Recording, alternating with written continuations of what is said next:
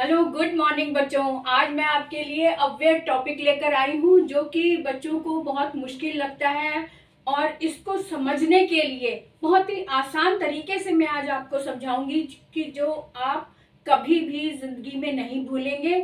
अगर आपने आज का वीडियो पूरा अच्छे से देख लिया, बिना स्किप किए हुए देख लिया, तो आप अव्यय क्या है, कैसे लगता है, कहाँ कहाँ लगता है और कौन कौन से शब्दों को अव्यय कहा जाता है, इस बात को आप समझ जाएंगे और कभी भी नहीं भूलेंगे।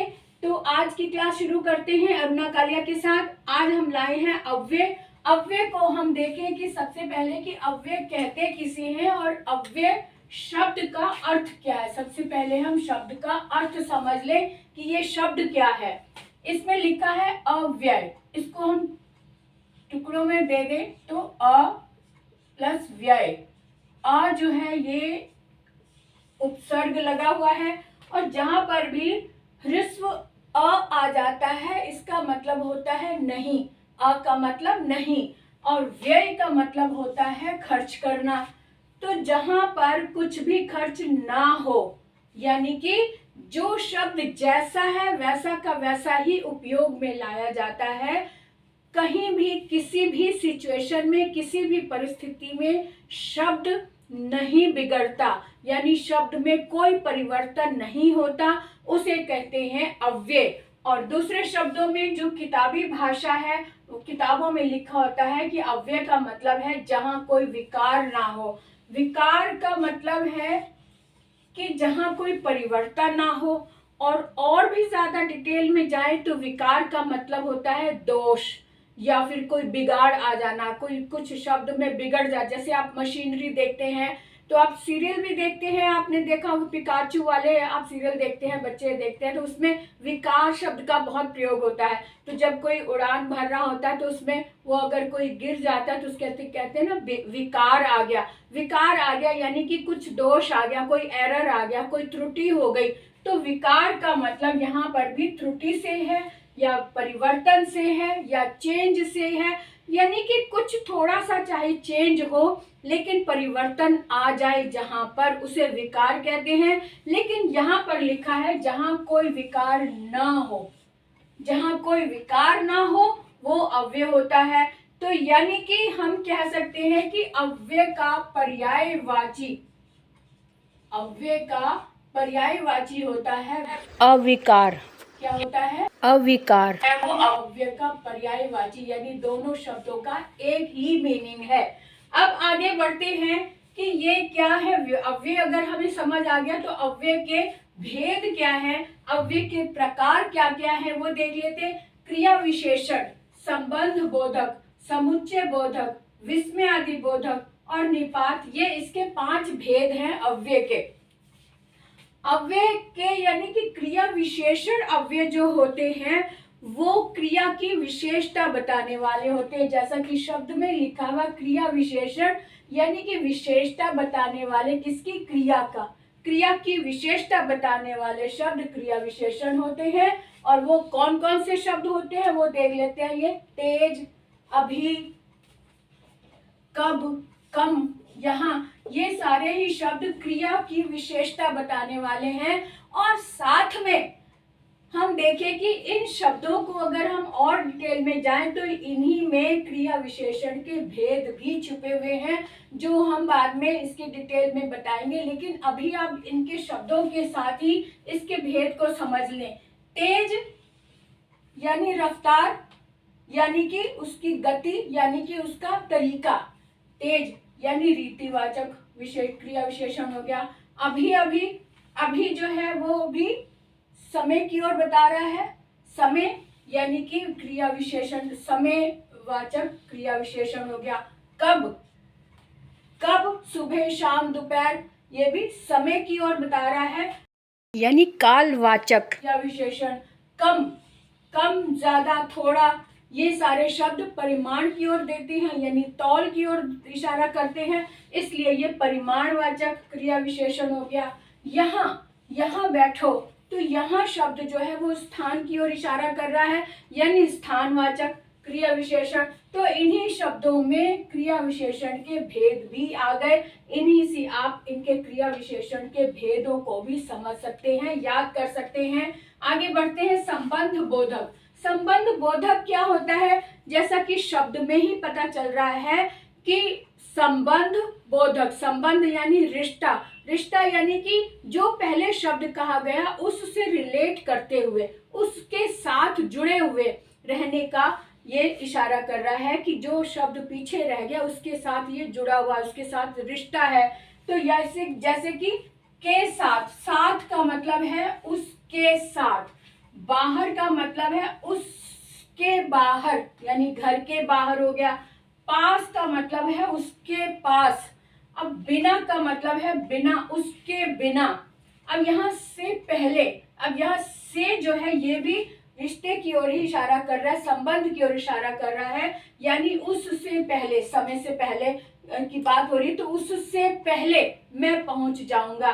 तो पहले शब्द भी संबंध की ओर इशारा कर रहा है। उसके बाद, अब यहाँ पे भी बाद यानी उसके बाद, यानी पिछले, इससे पहले जो बात कहेगी उससे रिलेट करते हुए बाद आया है, यानी ये सभी शब्द जो हैं संबंध बोधक दिखाई दे रहे हैं, संबंध रिलेट करते हुए दिखाई दे रहे हैं पिछले, अपने से पीछे वाले वाक्य की ओर, वे वाक्य से जुड़े हुए ये सारे वाक्य हैं, इसलिए हम इसे कह सकते हैं कि संबंध बोधक है। अब आगे चलते, समुच्चय बोधक क्या है?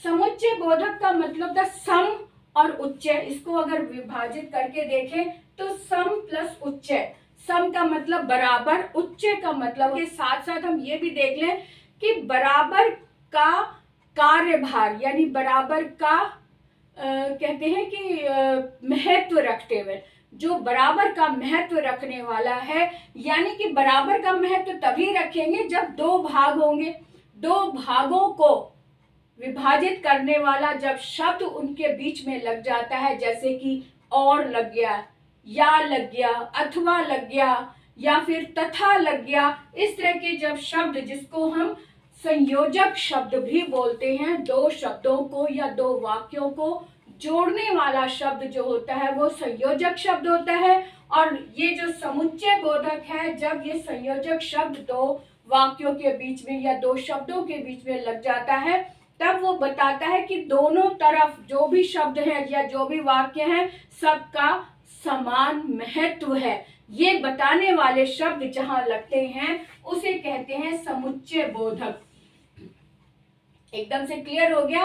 अब जो भी ये शब्द जो होते हैं ना, इनके डिटेल को जरूर देखा करो, इनके अर्थ को जरूर देखा करो, तो इन्हीं में परिभाषा छिपी होती है। अब यहाँ पर जो भी शब्द आया है, और, या, ताकि, यदि, तो, फिर, इसलिए, क्योंकि, ये सभी शब्द ऐसे हैं जो दो वाक्यों को जोड़ते हैं या दो शब्दों को जोड़ते हैं, और ये सभी शब्द अव्यय हैं।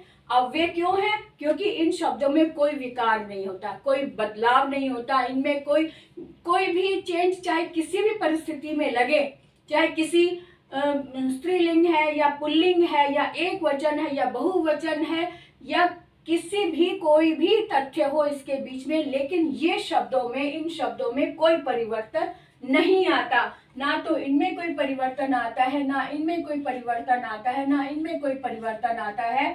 तो जिसमें कोई परिवर्तन नहीं होता वो अव्यय होता है या अविकारी, वो अविकारी होता है। अब आगे देखें, विस्मय आदि बोधक। विस्मय आदि बोधक का मतलब है विस्मय, हैरान होना, जहां पर जिन शब्दों के कारण हैरानी प्रकट हो वहां पर विस्मय आदि बोधक होता है। यानी ये शब्द भी, हैरानी प्रकट करने वाले शब्द भी अव्यय होते हैं या फिर अविकारी होते हैं, जहां विस्मय आदि बोधक, जहां जिसको देखकर, जिसको सुनकर, जिसको पढ़कर हैरानी प्रकट हो, वो जैसे कि वाह वाह, साथ में ये चिन्ह भी लगा होता है, विस्मय आदि बोधक का चिन्ह भी लगा होता है, शाबाश, खैर, वाह, बाप रे, इन चीजों से, इन शब्दों से हैरानी प्रकट हो रही है, और ये शब्द भी एज इट इज प्रयोग में लाए जाते हैं, इनमें कोई परिवर्तन नहीं होता। तो ये भी क्या है? अव्यय हैं या फिर अविकारी हैं। आगे देखते हैं निपात। निपात शब्दों के लिए मैं स्पेशल कहूंगी कि ये बाकी जो है क्रिया विशेषण, संबंध बोधक, समुच्चय बोधक, विस्मय आदि बोधक, इनको तो बच्चे समझकर, इम्पोर्टेंट समझकर इसे याद कर लेते हैं, लेकिन निपात को छोड़ देते हैं। निपात जैसे कि कोई इसकी कोई महत्व नहीं है, ये सोचकर निपात को छोड़ देते हैं। निपात जैसे प्रश्न भी वाक्यों में एग्जाम में आ जाते हैं, इसलिए इनको मत छोड़ो, ये भी बहुत इम्पोर्टेंट है, इसको समझना बहुत इम्पोर्टेंट है। निपात वो शब्द होते हैं जो वाक्य को पावरफुल बना देते हैं। जैसे मैं भी तो गया था, मुझे भी जाना है, यह ही वो है, तो ही शब्द है, भी शब्द है, तो है, ये वाक्यों को पावरफुल बनाते हैं। अपनी बात को वजन वाला बनाने के लिए इन शब्दों का प्रयोग किया जाता है। अब जैसे भर, जिंदगी भर तो मैं यहाँ नहीं रहूंगा, तो भर शब्द जो है वाक्य को तूल देने के लिए, वाक्य को महत्व देने के लिए शब्द आ गया। तो तुम तो गए ही नहीं थे, अब तो शब्द ने एक इम्पोर्टेंट बता दी कि तुम्हारे बगैर तो ये काम हुआ ही, तुम तो वहां थे ही नहीं, तुम्हें क्या पता। ही, भी, मैं भी जाऊंगा, अब मैं भी यानी मेरी इंपॉर्टेंस बता रहा है, भी शब्द जो है वो महत्वपूर्ण बता रहा है वाक्य को भी कह के। अब यहाँ पे ही, तुम ही से तो यह कार्य संभव हो पाएगा, तुम ही से, तुम ही से, तो ही शब्द जो है ये भी वाक्य को इम्पोर्टेंट बना रहा है, वाक्य को पावरफुल बना रहा है। इसी तरह से मात्र शब्द आ गया, मात्र, मात्र इतना ही। अब मात्र शब्द जो है वो एक कमी को दिखा रहा है, कमी को की तरफ ध्यान दिला रहा है। वाक्य जो है वो कह रहा है कि ये इसको इग्नोर मत करो, मात्र इतना ही, यानी कि ये तो बहुत कम है।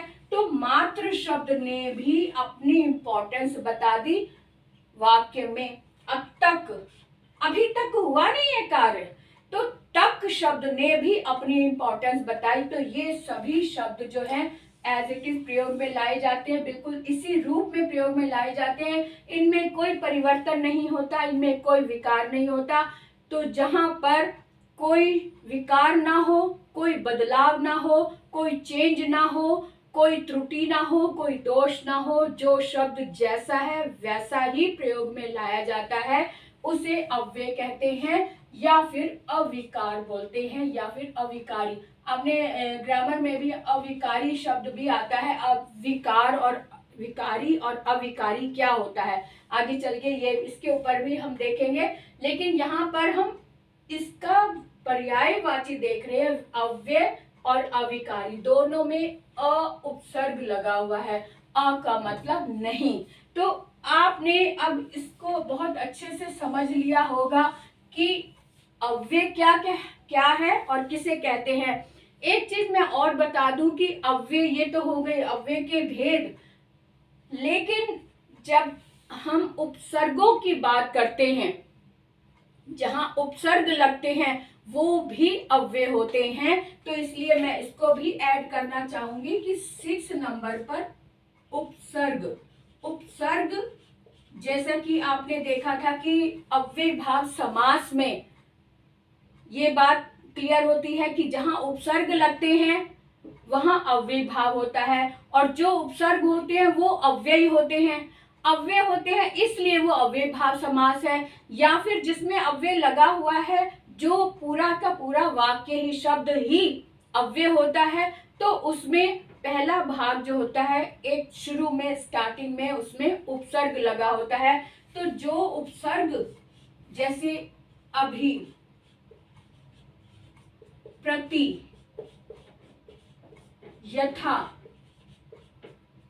है ना, आ, इस तरह के जो उपसर्ग लगे होते हैं ये उपसर्ग भी अव्यय होते हैं, इनमें भी कोई परिवर्तन नहीं होता।